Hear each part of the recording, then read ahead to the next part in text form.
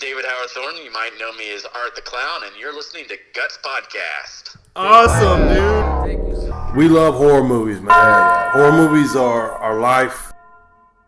You know, there's some horror goons. I'm Zano the Vigi. Your boy ATX and Space Viking. Trying to figure shit out. This changed my life forever. Yes. Good.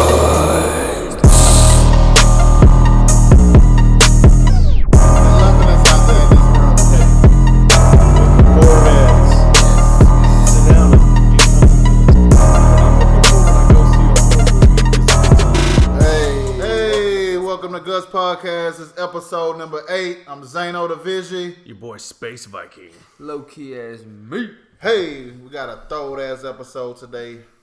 What we got on the line? This baby? is a surprise, so y'all just gonna have to listen. We're calling him right now. This is huge. Surprise, surprise.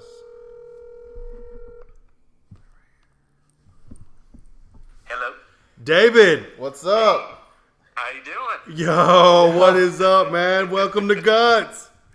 Thank you. Glad to be here. Nice, man. Man, I am so stoked to talk to you right now.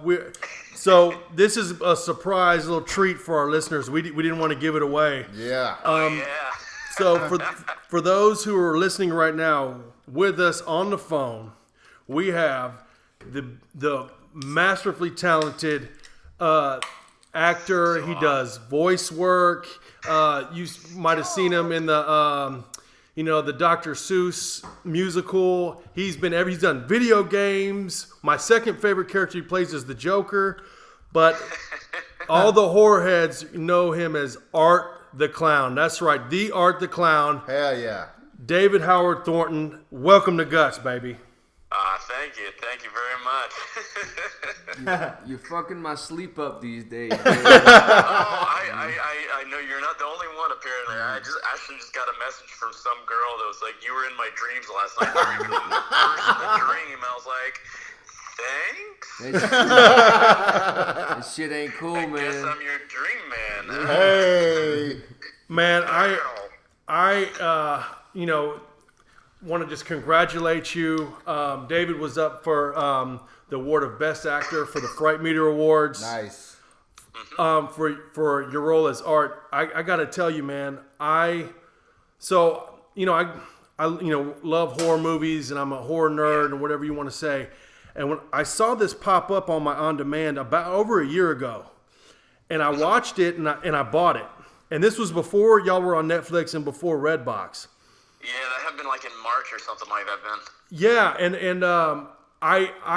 it just was like, oh my God, this is so good. You played the character. There's a lot of scary clowns out there, but none of them were half as scary, and you didn't even say a damn word, man. That's called acting, you motherfuckers at home. No shit. I reached out to you on Instagram, and you followed me right back, and I thought, this is one of the coolest dudes. I try to follow everybody. I realize though Instagram has a follow limit. It's 7,500 people. I'm like, bullcrap. No shit. Because I was trying to follow everybody that would follow me. Just I thought just return the kindness at least. And I was like, come on. Man, that's weird. Damn. Yeah, such an arbitrary number too. 7,500. That's what I was about to say. Why did they land on that? Yeah, I'm just like, but what? So you hear that, everybody? If the motherfucker didn't follow you back, don't get your feelings hurt. He tried, man. He tried. I tried.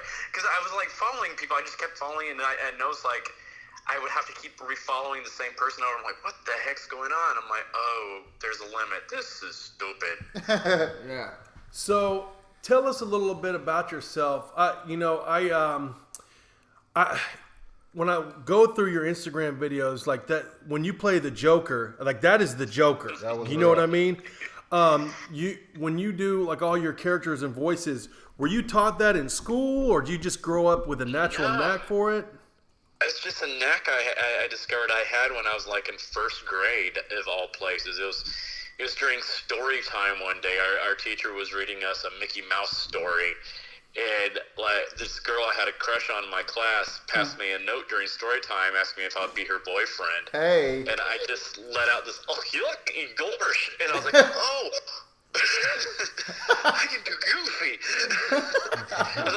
I'll be your boyfriend too. Yeah, man. So it all started with Goofy and ended at this sick motherfucker.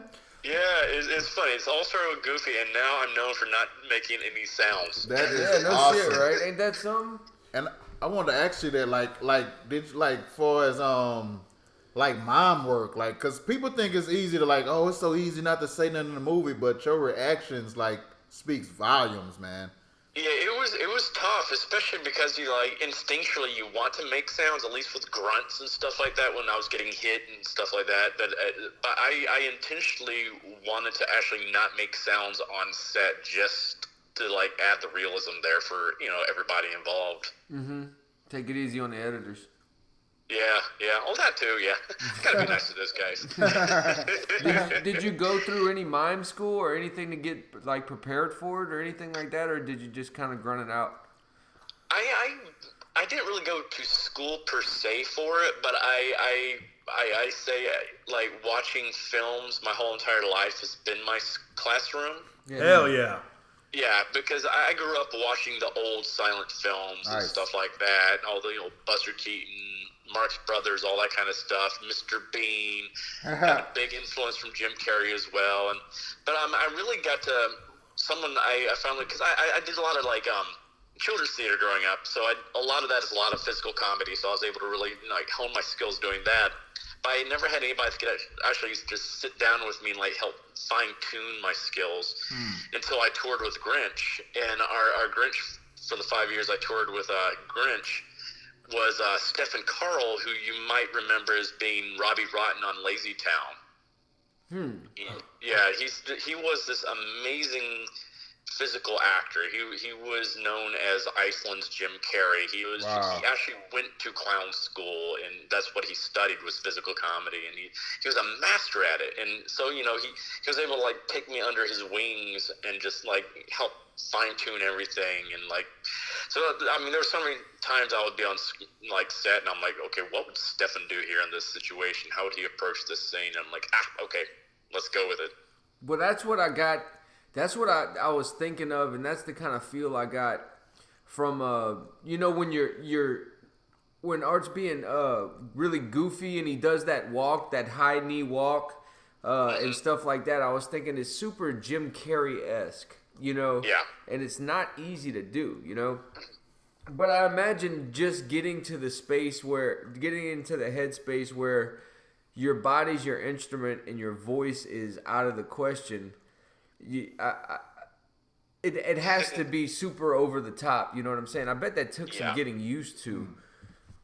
It not for me per se, but I guess because I just had years of kind of doing that kind of stuff anyways. Even not even when I was on stage, I just kind of like to do some of that stuff in real life from day to day time. It's just I'm kind of a goof in real life anyway, so it's Yeah, just brought a little of myself into it. I know from how you we're always so cool and instantly followed me back and on your Instagram, just from getting to know you by watching you on Instagram, you seem like the nicest fucking guy in the world. So how do you channel Art? Because then all of a sudden, you're the scariest motherfucker that ever lived. Yeah. And it's really scary. Just your eyes and the way you use the makeup and the you show the teeth the right way, and it's fucking terrifying. Do you think in your head, I'm being a clown or I'm being a serial killer, or have maybe you ever wanted to really be a serial killer and just you're sick of people's shit because you're so nice, and then finally you get to lash it out? A little bit of both. I mean, I know there are those times, especially when I was younger, getting bullied and stuff like that. And, I was just like, man, I would just love this person. But of course, I never act out on those things. But now I can act out on that stuff and get paid to do it. That is awesome.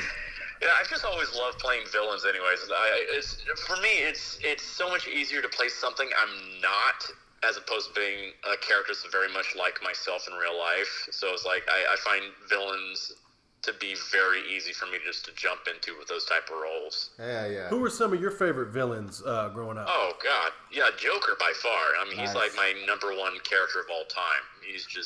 He's so funny and so evil and so scary all at the same time. That's why I love him. Just like Art. Yeah, exactly. He's a vocal art.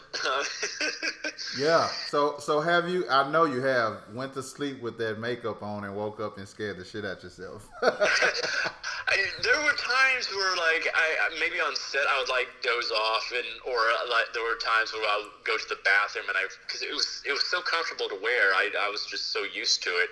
So I'd go to the bathroom, I'll be washing my hands, it's late at night, so I'm already a little bit woozy, and I look up and see myself in the mirror, I'm like, God dang! How many? That's me. How many hours of makeup did you have to sit in to dress up as Art? That was, I would say, around 4 hours usually, sometimes more, sometimes less. I mean, I know there were a few nights, because Damien was also doing my makeup in addition to directing everything, You'd have to sometimes do a little bit of my makeup, then go and set up a shot, come back, do some more, then go film the shot, come back and do more. And so, I mean, I know there were a few nights where I was in that makeup chair for 8 hours. Damn. Jesus. Damn. Yeah. Wow. Yeah. Just twiddling my thumbs. Wow. Yeah, Damien's a beast, man. I reached out to him too. He was so cool too.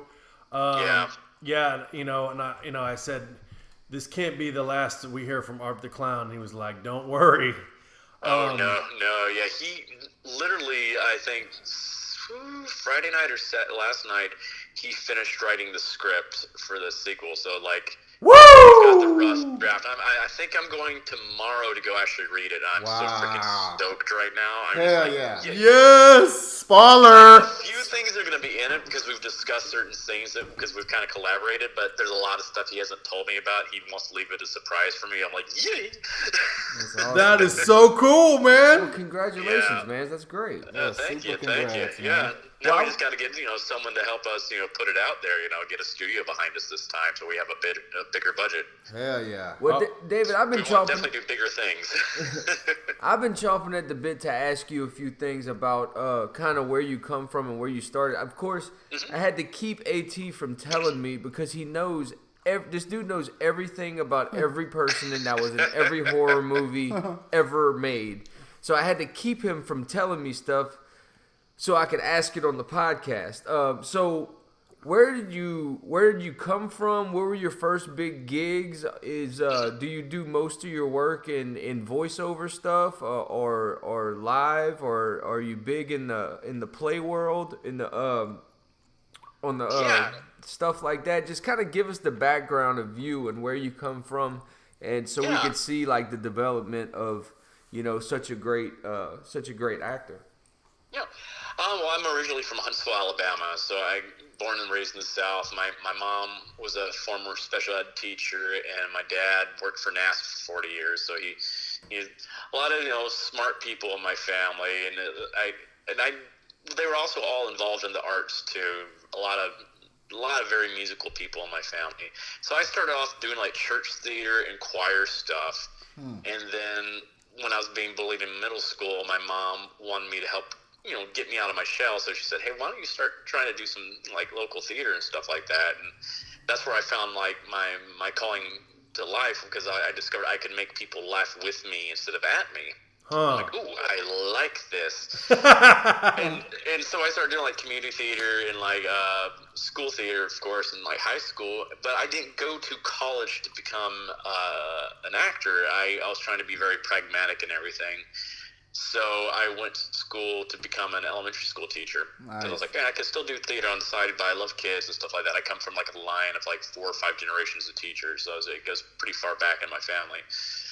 So I was like, I'll do that, and I'll do theater on the side. And everything changed for me back in my final years of college, because my mom passed away from cancer, and that just started the wheels turning in my head, because our last conversation, she's like, don't do what you think you have to do with your life. Do what you really want to do with your life. Uh-huh. And I'm like, oh, okay. Yeah, don't live with regrets. That's the big lesson there. And I'm like, gotcha. And So I talked to my dad about it because I was going through a lot of stuff right after my mom died. It was a very dark period of my life, and he's like, yeah, your mom and I always thought you should be an actor. We just didn't want to tell you what to do with your life. So yeah, just go ahead and finish up your degree. You only have like one semester left, so go ahead and do that, and then go up to either LA or New York and live your dream. I'm like, okay. So that's what I did. I moved up to New York, and I started off doing like some off-Broadway shows and did a few like children's theater shows, took some voiceover classes, and then I booked my first tour at Grinch as the understudy for both the Grinch and Grandpa Who, and later on became Grandpa Who in the tour, and I did that for like 5 years. And while I was doing that, I started doing voiceover work for like video games and cartoons and stuff like that. And then after I finished doing Grinch my 5th year, that's when Terrifier fell in my lap. Nice. So that's got me into doing film and TV and stuff like that. So it's been, I've done a little bit of everything. It's been a nice little journey that I've gone on. So I'm not complaining. Nice, man. Yeah, that's such a cool story, man, to hear that, you know. That's the key. Don't live with regrets. You know what I mean? Yeah. Go for it. I'm so glad that you decided to trust that inner voice, man, because I am too. It's not easy. It's not easy. It's scary, and you know, we're kind of doing it right now with this podcast. We're like, shit, you know, we let's do something. And you know, to me, I just got to give you your props. Like, I grew up watching horror movies. You know, that was what, you know, a lot of families, I guess, are different than mine. I watched the movies with my parents, you know, we were just fucked up like that. Like, I remember being 7 watching Jason Takes Manhattan in the theater with my dad. And it's what we bonded over, you know, and Freddy was always my guy. And, oh God, yes. You know, and that's, to me, like, when I've been missing that for my life. I don't know why I just connect with these movies because they just remind me of family, even though they're fucked up, but I'm a little fucked up. But so I saw this movie, man, and when I saw Art the Clown, I said, "This is my generation's new Freddy Krueger. Like, this is it, y'all. I mean, I just, you know, and y'all came out on Netflix." And just blew up because it's such a good quality movie and you're so awesome in it, man. And I just feel like you are, you know, you're gonna be the next, and you are. I mean, you already are, but you like, there's gonna be, you know, 50,000 sequels to this thing. Yeah. And I think it's just gonna keep getting bigger and bigger because the way it's so fucking well done. It's put together just perfect, man. So how was this role initially brought to you? Did you read for it? Did you go and audition for it? Or did the guys kind of write it with you in mind? No, I had to audition for it, and I was when I was without a job for a while, and I was like, oh God. And I had been turned down for a few different national tours. I was like in the final callbacks for these things. I was just getting really pissed off. I'm like, good God, something's got to give here. And I came across the audition notice for this on a website. They're looking for a tall, skinny guy that has clowning or physical comedy experience for the quote-unquote role of a lifetime. And I'm like, and I had seen All Hallows Eve, so I knew I was already familiar with the character. I'm like, oh my God, yes, I have to play him. Yeah. And so I contacted my reps, and they submitted me, and the rest is history. Yeah. All Hallows Eve was a great one, you know, and that's when, you know, you first kind of see Art the Clown, but I loved that one too, and you know, Damien did an awesome job with that one too. When I saw Terrifier though, you just took, you know, and the first guy was great, man. You know. Mike was fantastic. Yeah, he was fantastic. But when I just see you doing it, it's just a different level to me personally, and it's like he comes alive, you know what I mean? And it's I don't know, man. It's like that's so funny that you were an elementary school teacher. I couldn't only imagine you teaching the 3rd grade now. Holy shit, it's Art the Clown. Yeah, hey kids. I bet you they'll listen to you though. I'll be fucking scared shitless. Just take out the hacksaw. They're like, bring a little mini bike with me to PE. Just started riding around. Like, you better behave. So, are you a particular fan of scary movies? Are you a horror movie fan, or is this something that? Because to tell you the truth, how this podcast is structured, right, is so. I was approached by these two buddies of mine that I know are horror freaks. They love horror movies. So I'm not into horror movies because I don't like being scared. I don't understand the point of it, right? So, yeah. But I've got some skills when it comes to producing things and creating things, and I know my way around a microphone and a MacBook. So they were like, "Hey, man, would you be interested in doing this podcast?" And I was like, "Hell yeah!" You know, it's any excuse to hang with your homies is a good excuse. You know what I'm saying? Because that's what living is. So I was like, "Hell yeah!" Exactly. So, I mean, this is going to be episode 8, but I mean, we're about 20 episodes in as far as recording, right? So that's awesome. And in this process, man, we've gone to premieres, and they've showed me shit that I didn't even know existed, including Art the Clown. So I'm seeing all these new movies I've never seen because it happened to me. I got out of horror movies when I lived in a fucked up house. So I was scared in real life. Yeah. And that kind of I was like, I have enough fear every day. The last thing I need to do is see it on. So about, 15 years now, I've been out of horror movies. I used to love them. So now I'm finding this new thing, man. And I'm starting to understand what the horror movie is and why people get into it so much. And it's not just we sit down and we get the shit scared out of us, and then it's hard to go to sleep the rest of the night. It's a community, and it's like an escape from reality. You know what I'm saying? And it really is. It's like it's a big adrenaline rush, and you also have like you feel like you've beaten something when you've gotten through it. Yeah, very much so. And it's in a lot of things that which I like is it's a excuse for absurdity. Yes. Which I think a lot more. I mean, in these days, man, I'm a big proponent of never grow up because why? You know what I'm saying? Yeah. And so I mean, the real world's so fucked up. Yeah, man. And I see people my age walking around taking life way too fucking serious, and just taking the fun right out of it.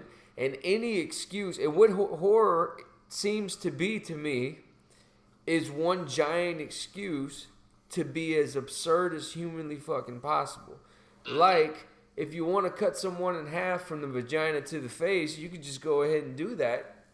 Because we can. Why not? Yeah.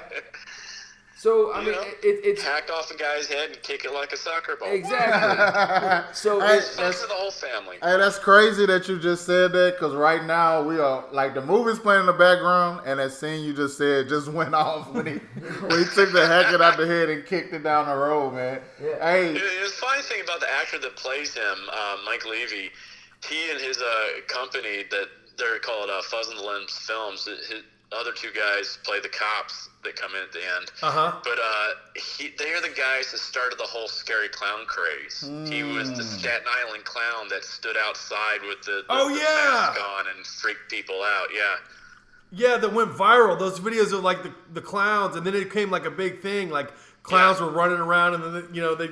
Oh shit! Yeah. Yeah, that was Mike.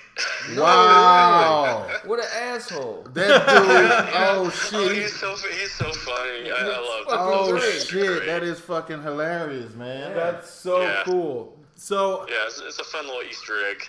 How was working with everyone else on the film? I mean, it had to be a blasty blast to. Oh god, yeah. Like everybody was awesome. I'm like, there wasn't a single like ego on the set. No one was difficult to work with. We all just had fun. And I think that's the great thing. That's what I'm learning, man, because I'm a musician by trade, right? And that's what I'm learning in this day and age, man. And I bet it transfers a lot into all all aspects of entertainment, or all aspects where someone would get an ego, like music, like movies, like television, like voiceover work and cartoons and shit like that, where it's not an exclusive club anymore. You know what I'm saying? And it's not all Burt Reynolds and Sally Fields. You know, now it's people like you that have a shot. You know what I'm saying? That's not Hollywood royalty, but overnight can be a motherfucking mega success. You know what I'm saying? Where people can really see some super talent go through. And I think that the ego has no place there. You know what I'm saying? Oh, God, no. Because no one wants to work with people that are like that anyway. I know. It's just that it takes all the fun out of it. And this is why I do this, because I enjoy and I love doing this stuff. Yeah. And for so long, people were forced to, you know? Yeah. Yeah, you can definitely tell that when you do art or when you do, like, on the Joker. Like, with that laugh, your Joker laugh. Yeah, that is. You can just can just tell, man. Like, this guy is having a fucking hell of a time. So what Oh, God, yes. What Joker did you do? Which Joker have you worked on? Mine is I base him more on Mark Hamill's version than anything else. Mark Hamill's one. Which one is that? Yeah. For the animated For series. the animated series. Yeah. Okay. And like the Arkham games. Because I know there's You know, the old, like, hello there, Betsy. yeah.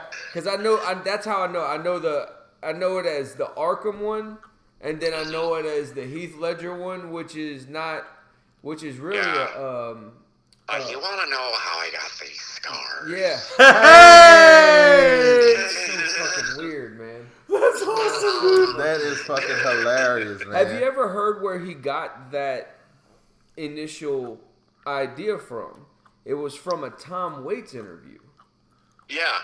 It's so wild, and then it's so wild to go back and compare the two. It's so crazy how spot on he hit it, you know? Because, I mean... It really is. It's so fucking cool.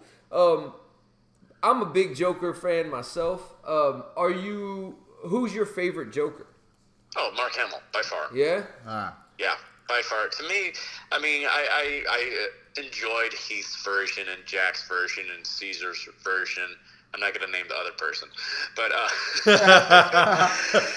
I love their versions, but Mark's version to me was the version of the comic book. Yeah. He made the comic book come to life with his voice. It's not easy. And it's not easy, but that to me is the Joker. 'Cause especially like Jack Nicholson, he was great, but I was like, well, that's Jack Nicholson playing the Joker. I agree. He still was Jack Nicholson. He totally lost himself in the role, but still wasn't the Joker of the comic book. He was a different type of Joker. I agree. And I've always wanted to see just a live-action version of the Joker from the comic book that looks like him, acts like him, even has a little bit of the S at the end of what he says, because especially in the past 20-some-odd years, in the dialogue, he'll like lengthen out the S's at the end of words. Which is kind of, it's like a little bit of snake-like thing he does there. And it's like, oh, that's really interesting. I like that. Yeah, and I think that's what we're going to get in the new Joaquin Joker. I think we're just going to get a Joaquin playing a Joker. Yeah. I mean, I think he's going to do some great stuff with it because he's a fantastic actor. He really is. Absolutely fantastic actor. I don't like the look because I'm like, I want the makeup, that look from the comic book. I want the comic book version. Yeah, I want the colors and the greens and the purples and the pop.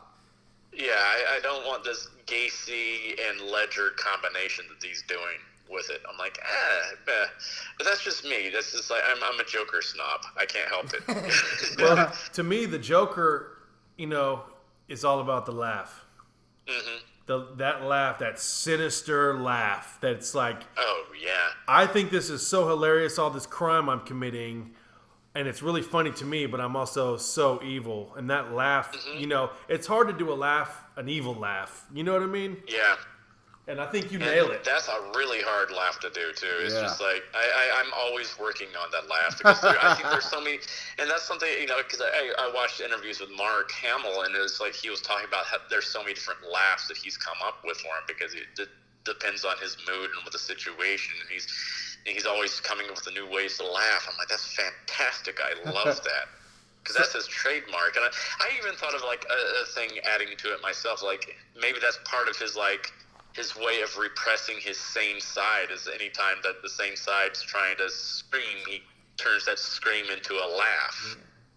Or is it like that? That would be an interesting thing to add to it or something. I don't know. The thoughts I have in my head are weird. I want to ask you. Welcome home, baby. I want to ask you. Was Art always the original name, and was the clown outfit the original one, or did y'all have to like pick from different outfits or different names before y'all came up with Art and a costume for Art? Well, the funny thing was how they came up with the name for Art. That has always been the original name. It's like when Damien did the first design for him back for All Hallows Eve or Ninth Circle, whatever it was that came first. Someone saw the design and it's like, oh, that guy's a work of art. Wow. Nice. And they're like, there's his name, Art. That's what we're going to call him. Hell yeah. That's crazy. And they've basically remained, constant with the design. The only thing they've done is, like, you see it at the beginning of All Hallows Eve, he's got different makeup. He looks more human, and later on in the film, he looks more like how I looked. So it was like a little, Damien changed the makeup as he went along with the character. Nice. They filmed All Hallows Eve over a course of a few years, and because it was a bunch of small films they put together. So he kind of evolved during that. Yeah. So where was the movie shot? We filmed mostly between Trenton, New Jersey, and Staten Island. Nice. Okay, East Coast. A little bit on Long Island as well, yeah. And is that where the first where All Hallows Eve was filmed too? Yes, yeah. Because Damien lives on Staten Island, so that's his stomping ground. So. Yeah, cool. The and what kind of like the warehouse, I guess it was, where Art sawed the girl in half. Mm-hmm. Where what was that, an old like school building, or how did y'all get that spot? Yeah, that's in Trenton, New Jersey. It was this. I think they were using it as an illegal chop shop, but I think it used to be like some factory back in the day. It has a whole garage and everything, and there's like none of that was set dressing. That was all there. All those tires, all those cars and everything, those were all there. And that bathroom really looked that nasty. That building was gross. Yeah. No, okay. I was like no water, no heat, nothing. It was like we had to bring in a porta potty for outside, which sucked when it's like 30 degrees and you have to go outside. Well, I'm a horror nerd and I look at stuff like that and I think like, golly, that really looks like like you just said. I was like, damn, they really fucked that building up. Hey, so they quick, they have a Texas Frightmare coming up. Are we expecting a sighting from you, or? Unfortunately, no. I'm not going to be at Texas Frightmare this year. I had an offer to go up to Seattle before they gave me an offer for Texas Frightmare, so I'd already committed to another one. So it's like, arg. Nice. It was one of those first come first serve things. Oh yeah, no doubt, no doubt. Yeah. When we've been on it so hard, we might be at the Seattle one. Yeah. I'm doing so many conventions this year, though. I've lost track of which ones I'm doing. I'm going to Atlanta this weekend for Days of the Dead, so I'm stoked about that. Nice. Oh, sick. Yeah, I think I've got at least 12 already booked for this year, so I'm happy. Man, that's awesome. Yeah, I gotta. When you play something that cool, as Art the Clown, I can imagine now the life is a little different, Like, I'm sure everyone wants a piece of you. Everyone wants to meet you, that kind of thing. How's that changed? It's definitely changed. It's just like I no longer have to wait tables, so that's nice. Yay. Fuck yeah. That's I did that for 12 years. I've done my time. Yeah. Oh yeah. Believe you me, I've put in my work in the apron as well. That is some hard ass work. Oh God, it's especially with the way people treat you at those kind of jobs too. It's just like I'm a firm believer that everyone should work waiting tables or bartending. Customer service. At least 6 months out of their lives, at least once. Oh, I completely agree. The world would be a different place. Yeah, it really would be. We wouldn't need an art. What's that? I said we wouldn't need an art. No. Yeah, that was a weird thing too, because like I was still waiting tables when Terrifier originally came out, so it was really weird going to work and having people treat me like crap just because they didn't get extra salad dressing on the side. And then they'll just pour it all over their salad. Like, I want my dressing on the side. Douse it all. I'm like, well,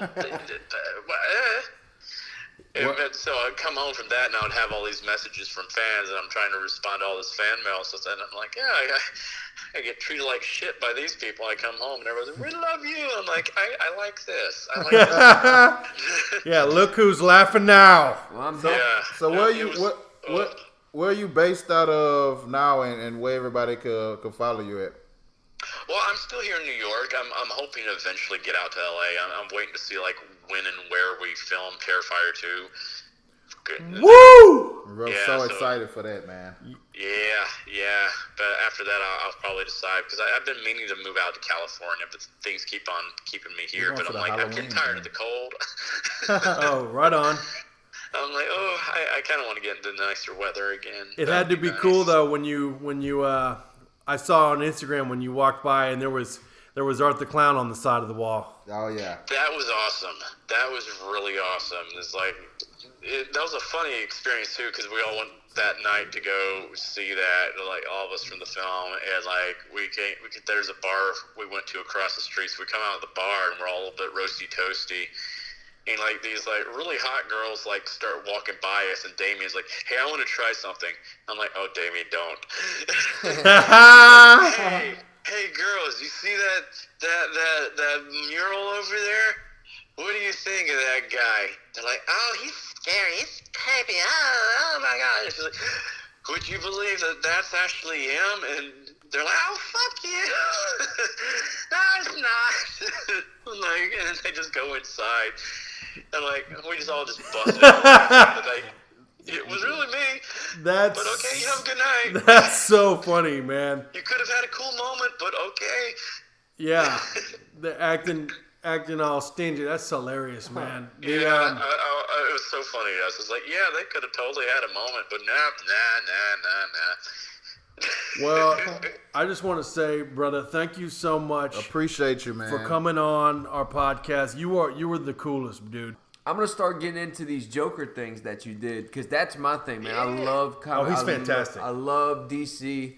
I love the whole DC world. That's my shit, man. So I'm gonna check you out, man. I really appreciate your time, man. Good luck with everything, and we'll talk to you soon. This is Low Key As Me for Guts Podcast. It's your boy Space Viking. It's Zano the Vigi. We out. So that was a little treat for y'all. Hope y'all love it. Hope y'all love that. That was Art the Clown from the fucking super movie Terrifier. You can find it on Netflix. You can find it on demand. And this is the Guts breakdown of Terrifier. Jesus Christ. What a breakdown it is. Here it goes. I told you about that. Okay, sorry. Fuck! Yeah, that's not going to get it, man. Anyways. So, I got to tell you guys, this is one hell of a movie. This is Low Key As Me. I need you to listen to me real carefully.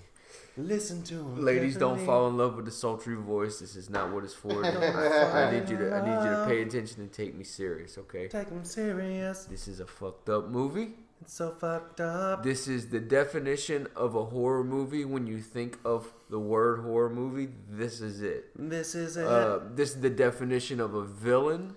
When you think villain, this is it. This is the make you shit yourself. It's so great. It's a throwback to the old blood and gore, chopping limbs off, real makeup, no CGI, chopping just going vaginas for it. With a hacksaw. Fuck you, cons. Fuck you, cons. And this is it, man. This is a great movie.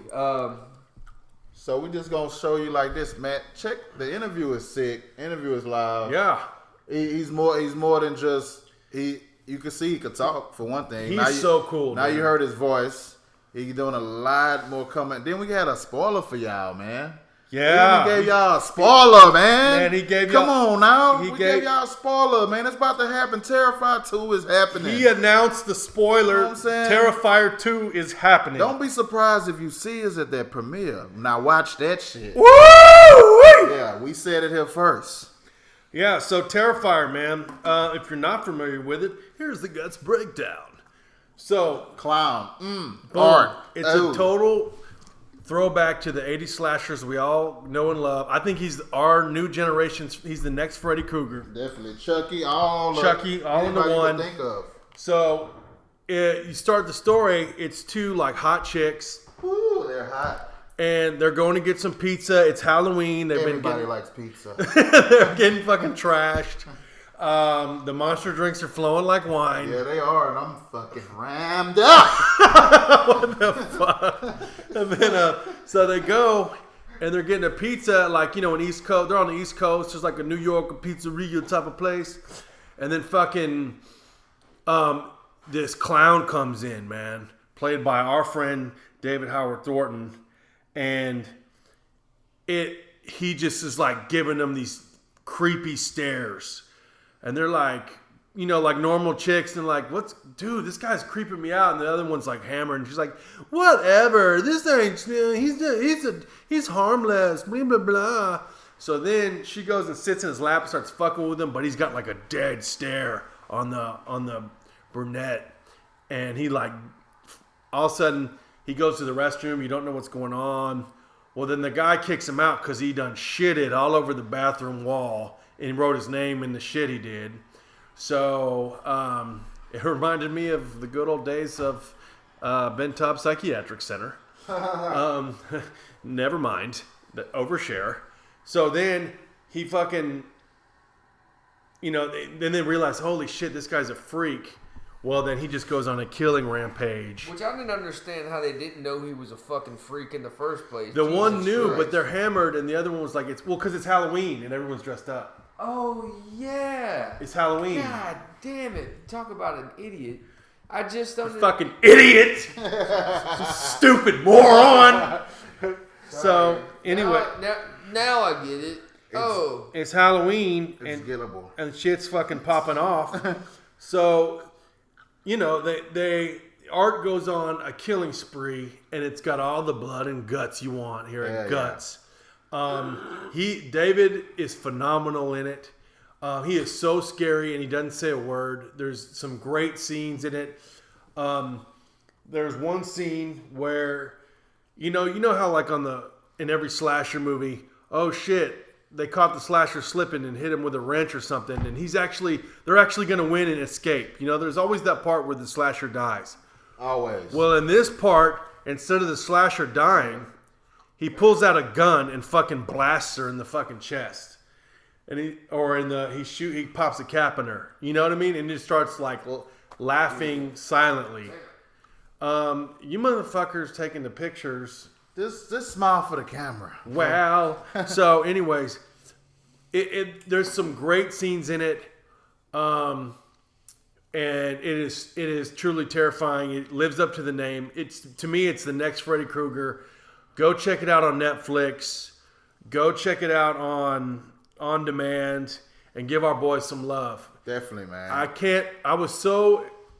It was so cool that he gave the spoiler that there's going to be a Terrifier 2. That was awesome, man. That was like perfect for everything to come. Like you were saying, man, you got to realize.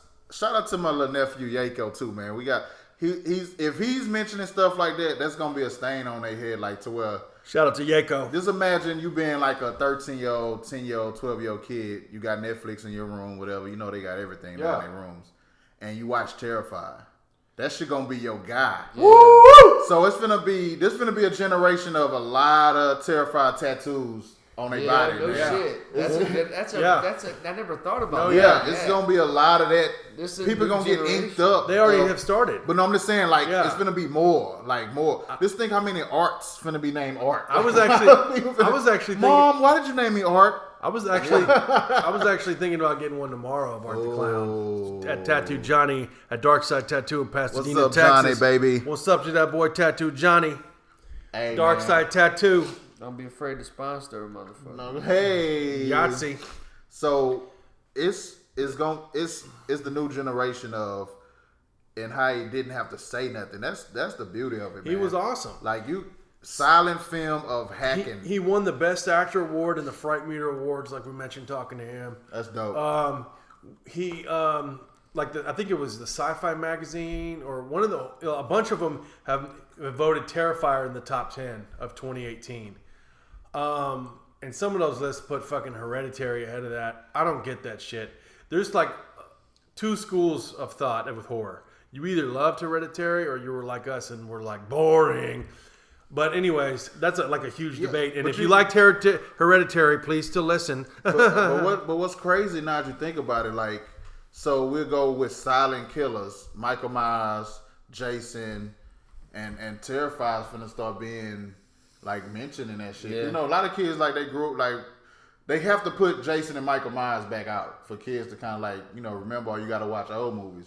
But Terrifier is coming up to where you know it's real when your nieces and nephews on Christmas and the movie they turn on is Terrifier. Yeah. It's like, bro, that's some deep shit. We on Christmas, gifts supposed to be opening. I look up, they watching Terrifier. Hell yeah. And asking us, have we watching it? When we like, yeah, they like, oh shit, y'all up on it for real. But it's like, shit, because Space Viking watched that shit like 5 times in a row. I think I caught it 3 times with him. No, I'm obsessed with it. But it's like, bro, but it's like you can't help it. Because when you watch it once, you like, oh shit, I got hooked too.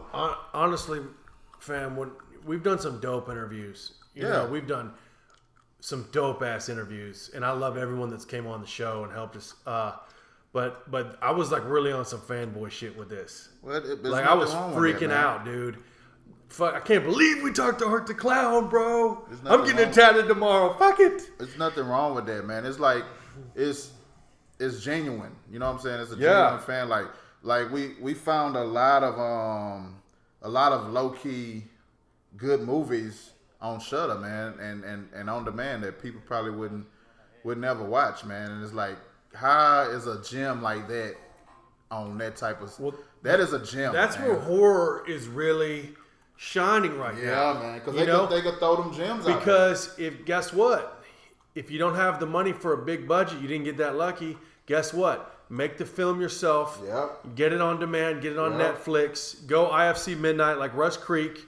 Do an independent film. Yeah. And with the technology and blow up. Man, like you say, he walking down the street and saw a mural. Like, bro, like, man, they probably don't have too many murals of Jason or Freddy a lot of places. If they are, they probably like wiped away.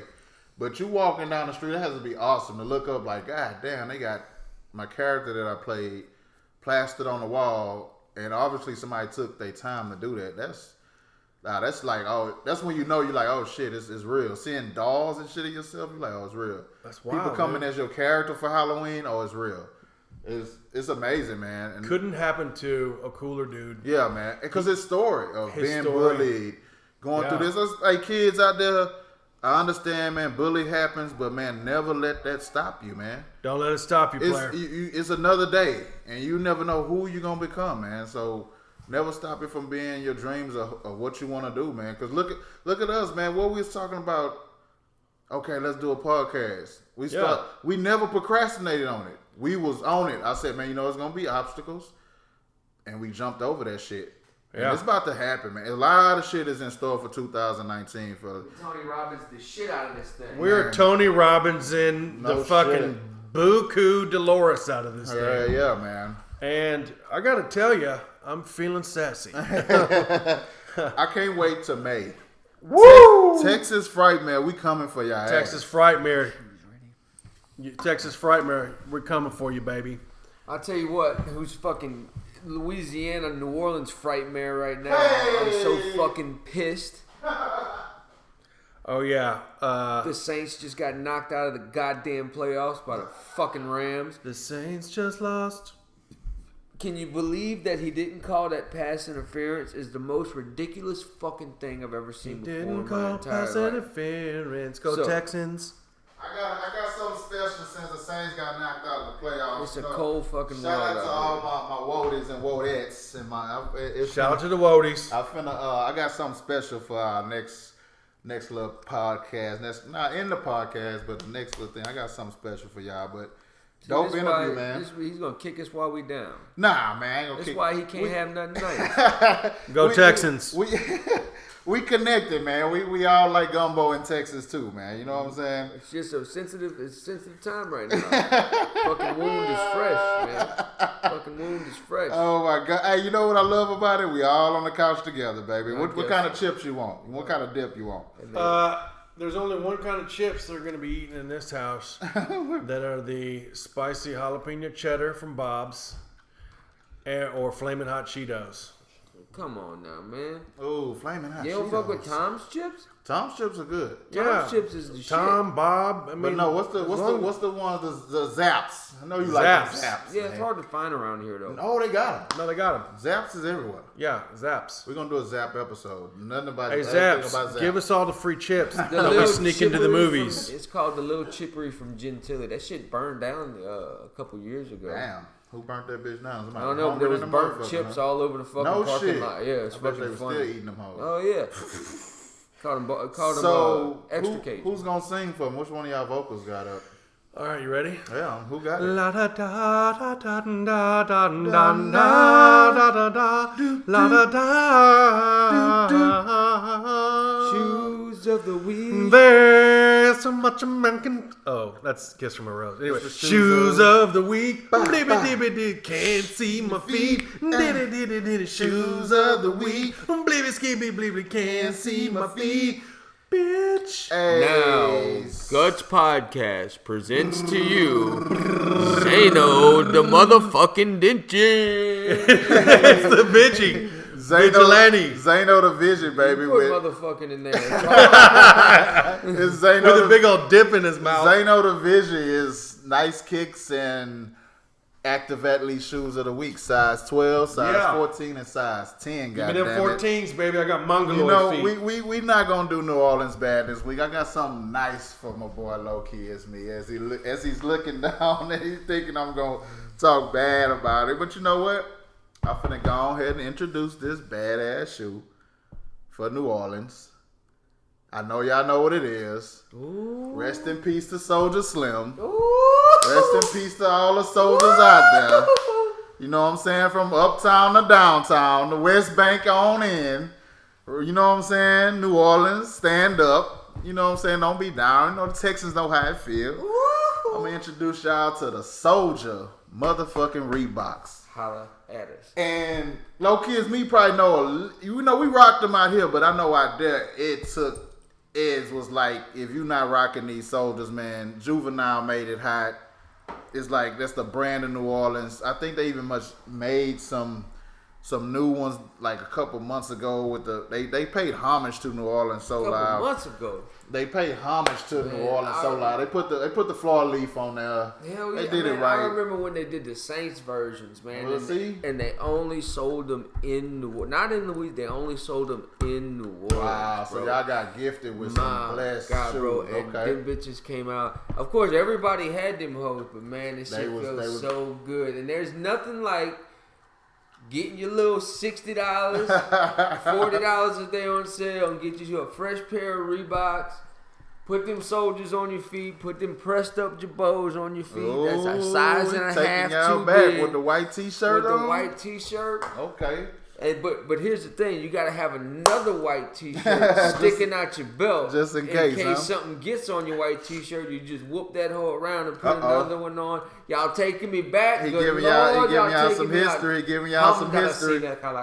So this classic, man, it's crazy, man. This was from a small track shoe brand founded in 1895 named James W. Foster and Sons, to the transition into the Reebok name in the late 1950s, to an aerobics boom of the 1980s, and finally beloved sneaker brand we know as the Reebok Classic today. Beautiful. Man, that is fucking phenomenal, man.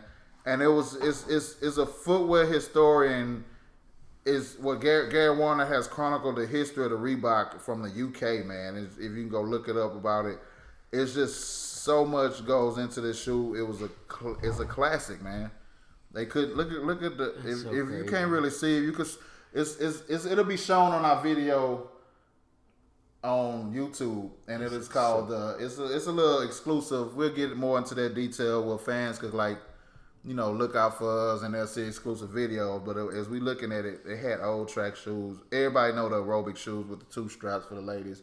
But the Soldier Reeboks. Matter of fact, I think I had to pay homage. So I got a white and red pair. I got an all black pair.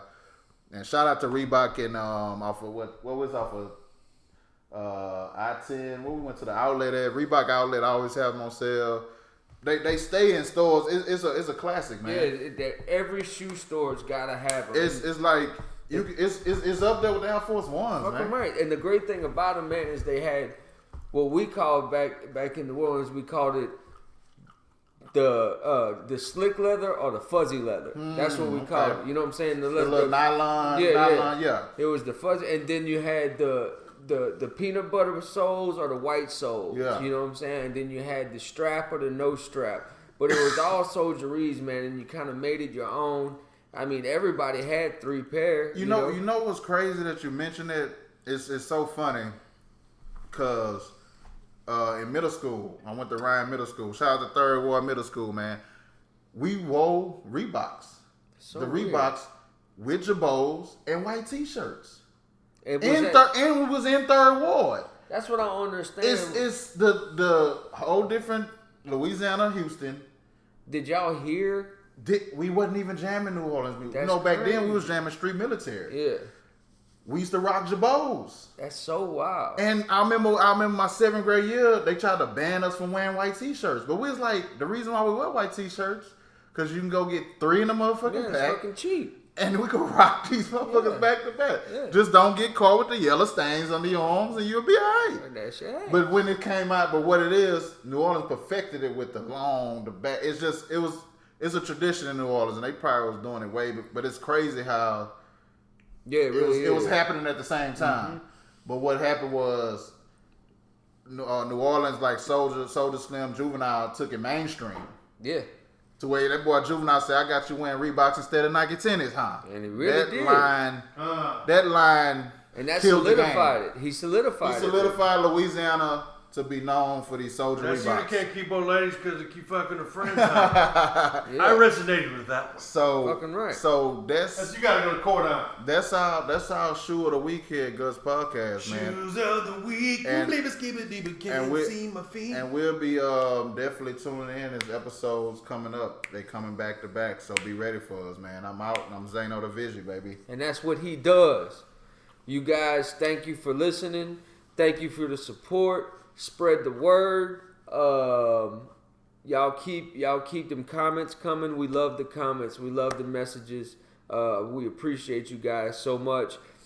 Big announcement coming up in a couple weeks. We're gonna have our Patreon up so y'all can do a little more than just thanking us with a pat on the back or a DM. Y'all can throw a little change our way, and then that's when we're gonna start developing bonus content. New merch, new videos and shit like that. But that's all in the future, so y'all have something to look forward to. We're gonna give special treats to the Pantheon members. Hey. I'm actually gonna stay on your couch for a couple weeks and eat up all your chips. I got stuck spelling the word Patreon the other day for about 15 minutes. Hell yeah. My iPhone was like, what are you talking about? But don't think we can't win no spelling bees, motherfucker. Yeah. So, that being said, I appreciate you guys. Keep spreading the word. Keep coming back. I told y'all we're going to keep bringing dope content, and we just gave it to y'all. I hope you guys enjoy it. If y'all have any feedback, anything y'all want to tell us, anybody want to shoot a number, anybody want to slide in the DMs, anybody want to come by the spot, you understand, your motherfucking address ain't exclusive, you can come out of the boy. Hey. That being said, I am Low Key for G.U.T.S podcast. It's your boy Space Viking, motherfucker. And Zano the Vigi, baby. And we out.